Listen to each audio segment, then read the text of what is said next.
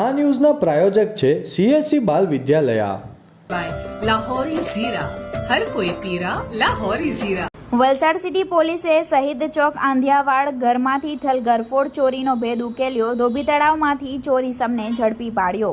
તારીખ 3 જૂન સોમવારના રોજ મોડી રાત્રે 10 કલાકની આજરોજ મંગળવારના મળતી માહિતી મુજબ વલસાડ જિલ્લા પોલીસ અધિક્ષક ડોક્ટર કરણરાજ વાઘેલા તેમજ નાયબ પોલીસ અધિક્ષક AK વર્માની સૂચના મુજબ Valsad city police inspector DD પરમારના માર્ગદર્શન હેઠળ police sub inspector JG Parmar તથા સર્વેલન્સના પોલીસના માણસો વલસાડ સિટી પોલીસ સ્ટેશનમાં નોંધાયેલા તારીખ 4/5/2024ના રોજ શહીદ ચોકની પાછળ આંધિયાવાડ ફરિયાદીના ઘરમાંથી OnePlus 9 Pro કંપનીનો મોબાઈલ જેની કિંમત 40,000 તથા આઈફોન કંપનીનો 12 Pro Max મોડેલ મોબાઈલ જેની કિંમત 30,000 તથા વિવો કંપનીનો મોબાઈલ જેની કિંમત 5,000 રાત્રિના સમયે કુલ કિંમત ₹75,000ની ચોરી થઈ હતી.